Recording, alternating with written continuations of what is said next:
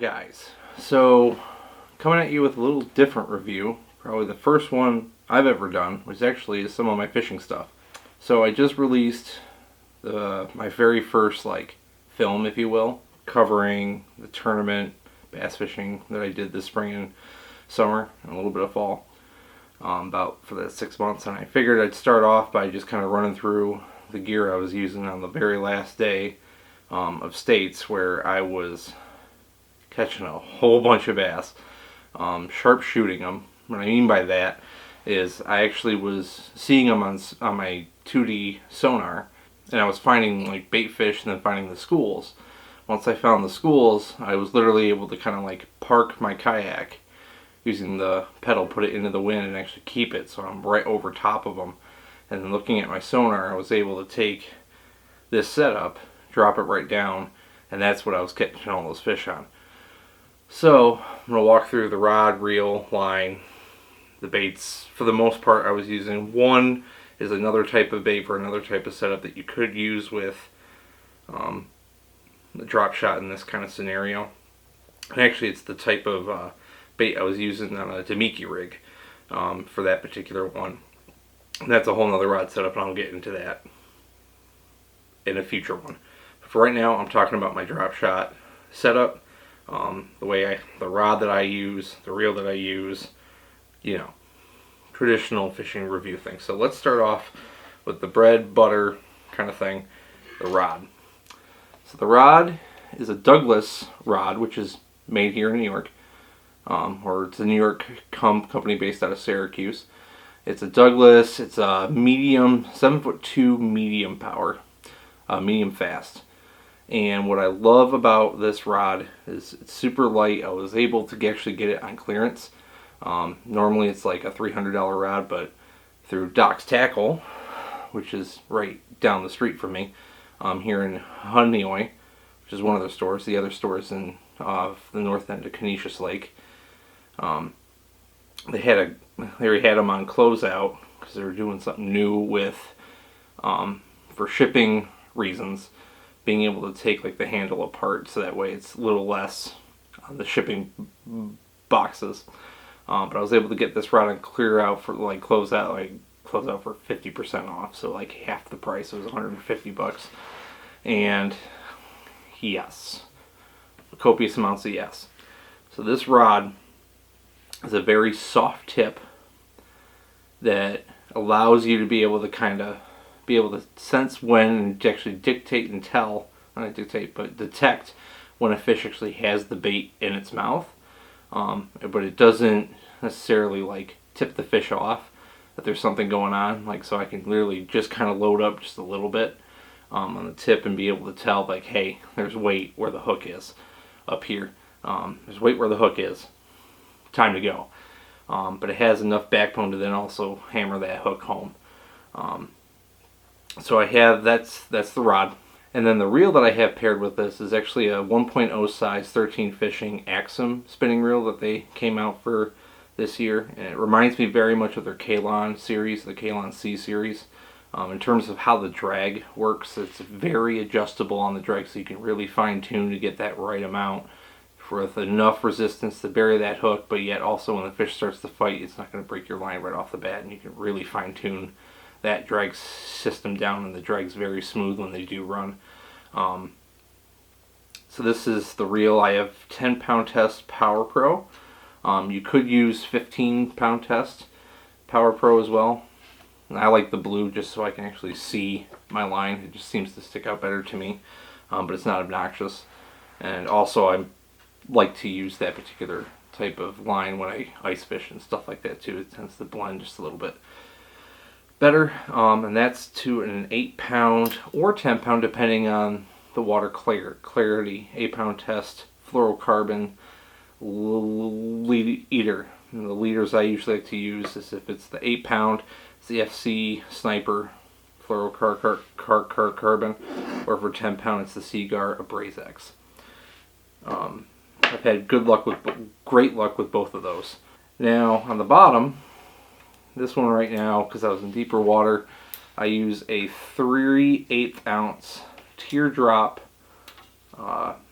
weight drop shot weight made of tungsten from NACO, however you want to pronounce it. And what I like about this particular weight is it has a swivel head up on the top, so it's not like the crimp ones where I want to tie it on. I want to know that basically that weight's going to be there at the bottom, rather than having the crimp-ons where I'm not entirely sure. So that's why I like that it has a swivel weight. And the teardrop, you can either use the bar or the teardrop, whatever. If you watch Tactical Bass and stuff, they give great information on when to use the different styles of weights. I'm not going to get into that because they do a much better job of talking about it than I do. But this is the drop shot weight I was running with all year. And just great sensitivity all around. I mean, that is the one thing when you're drop shot fishing, is having a rod, like everything in the system being set up for sensitivity, so that way you can detect even like the more finesse bites that sometimes the fish will do, where it's like if it's not as sensitive of a rod, you're going to miss them. Where the little tick. So that's why I like using tungsten or anything that's going to boost up the sensitivity. I want to be able to feel A, the fish bite, B, what type of bottom that I'm going on.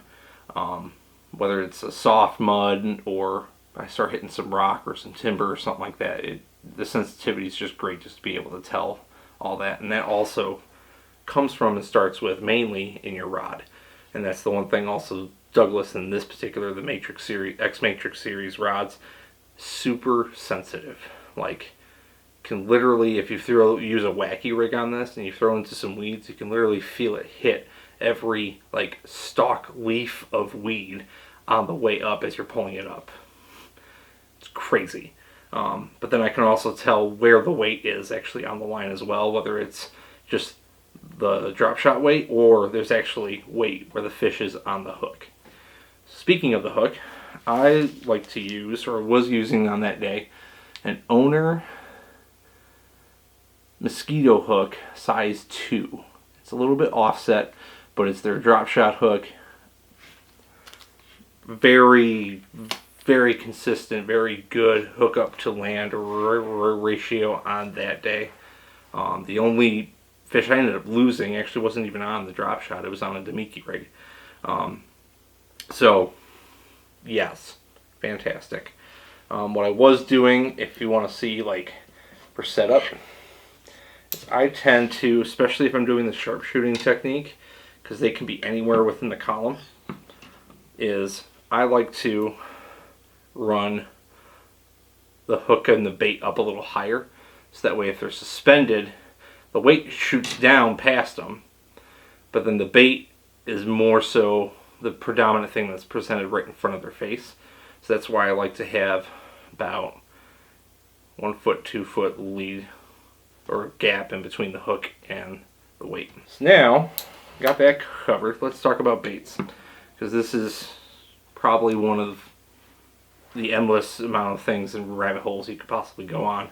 I've gone on, but the baits that I was using that I was having the most luck with was doing the sharpshooting type technique, especially on Otisco, Hemlock, Canadice, Cuca, any of the Finger Lakes. Cuca has some other ones that I was actually able to use that weren't working on some of the other lakes, but just overall on that particular day, this little 2.8 Kitech Swing Impact in Smallmouth Magic paddle tail swim bait, nose hooked that thing, and it was definitely some smallmouth magic.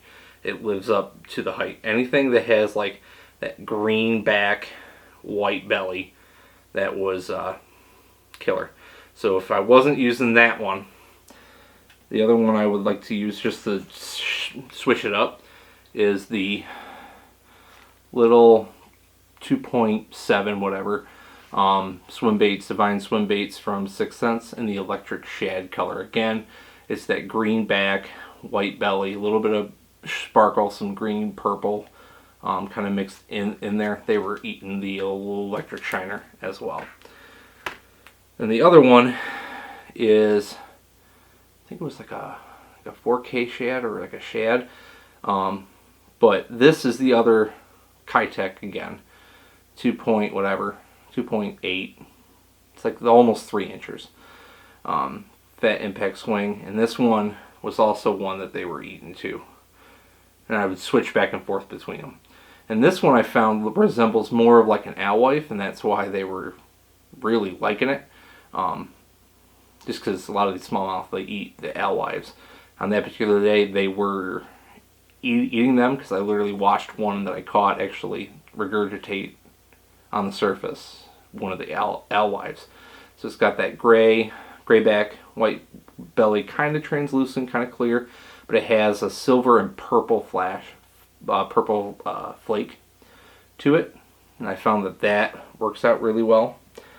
So that's for what I was specifically using on that day that I was absolutely just slaying them.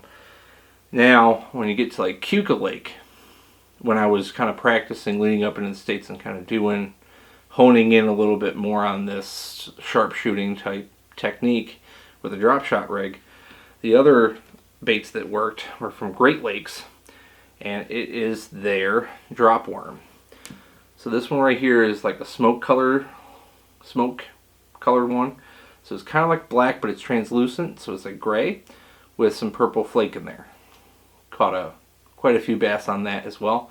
It's a little more robust plastic that Great Lakes makes versus the Kitechs, where you could go through an entire package of those very quickly because the plastic just is not nearly as durable. 6th Sense plastics are pretty good, but still nothing quite like this. So I either like to go with this little smoky kind of color with the purple flake, or, and this is key because I've seen underwater footage doing my research for types of drop shot baits, and an iridescent white color. Any kind of iridescent or like a more clear white color looks so good underwater. So the other one, it's the same drop worm, but it's in their iridescent color. And the Kitechs and the Great Lakes products and the Douglas rods and the hooks you can get at Doc's Tackle in Honeoye or Canisius, along with the line as well.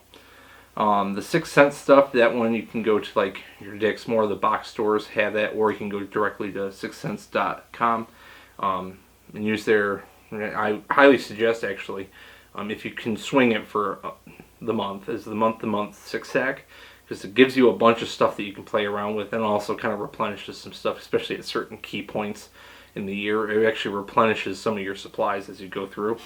But now, one of the other things I wanted to talk about is with this, and I've done this before as well, on Keuka Lake, instead of using the Mosquito finesse, like a specific drop shot hook, you can take, I use a Berkeley Fusion 1/0 EWG hook.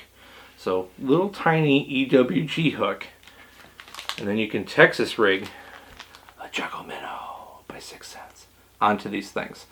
I've had really good luck doing this particular technique with the 4K shad on a Demiki rig on that day. This is what I had on that. And if you aren't familiar with what the Juggle Minnow looks like action-wise, there's a couple other techniques, but I won't talk about those in this particular one. But the Juggle Minnow, it's that tail. That tail just kicks, looks real good. I mean, there's so many uses you can use this one bait. You can use it as a trailer. You can use it, I fished it as like a fluke before. It's like a mini, like a more finesse type fluke style or a soft jerk bait style bait. The hover shot, use that on with this as well. Demiki rig. It goes on and on. Very, very versatile bait. And this is the other, and this is in their 4K shad color. Then this is the exact type of color I was throwing on a Demiki rig on that day. And this is actually what I caught that 19.5 inch smallmouth on. There was no little tick. It was just the rod tip just bowled, because that thing hit it in stride. The one thing I did notice that particular day is they were getting really wise to that particular bait combination. So I would switch back and forth now between a Damiki rig and the drop shot, but we're going to stay on drop shot. Some of the other type baits is just make sure when you're doing your drop shotting, you're getting a bait that has the ability to kind of stay up or has some secondary action that goes along with that. So especially if it's like a type of worm that's salted on the bottom, so that way it actually floats and stays up. That maybe it's like a thinner worm that might just kind of pulsate with the current. Money. But with this particular one, it was very much just paddle tail swim baits, and a lot of the bass actually were hitting these things on the fall. It was so cool just being able to watch the sonar and they just shoot up, and all of a sudden like just like close the bail, reel down a bit, and there's weight, and I'm like, all right, cool, you're hitting it on the fall, or as soon as it hits the bottom, they're just on top of it. And that's how the sharpshooting kind of went, and that's, as you saw in the video, that's how it panned out, and I was just slaying them. But yeah, the Douglas rods, I can't say enough. I actually bought one of these rods actually for my father for his birthday, specifically as a drop shot rod because of the sensitivity that it has. Very reliable. I haven't heard of anybody breaking these things while setting a hook or anything like that. The tip, the backbone, it has it all. It's a fantastic drop shot rod. And I was able to handle all those bass easily. I even handled pike on this thing easily.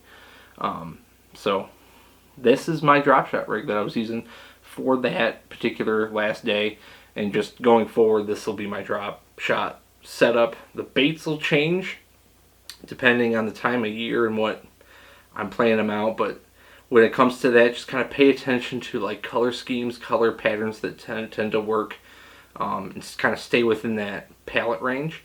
And then it's now matching the action to what the fish actually want. So don't be afraid to just constantly swap out baits. If you're doing the sharpshooting, it's easy because you can literally watch them be like swerve it or they'll take it. But just always constantly just kind of play around with that, but stay kind of tuned into what colors work for that particular day, week, lake. But yeah, so that's going to do it for this review. There's going to be some more fishing type reviews coming out here. We're in the throes of approaching the best time of the year for deer season. But because of my schedule, I can't really go out all that much, and the weather's been kind of so we're not in the golden time, but it's coming. It's coming.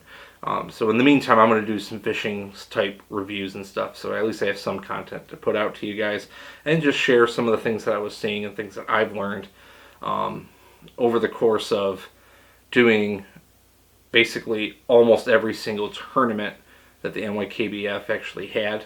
I only missed one. Which actually was like in the land of giant smallmouths, apparently. Like, this is how much I actually know. Going out and trying new bodies of water, but it's the drop shot rod, the drop shot rig, my 2 cents.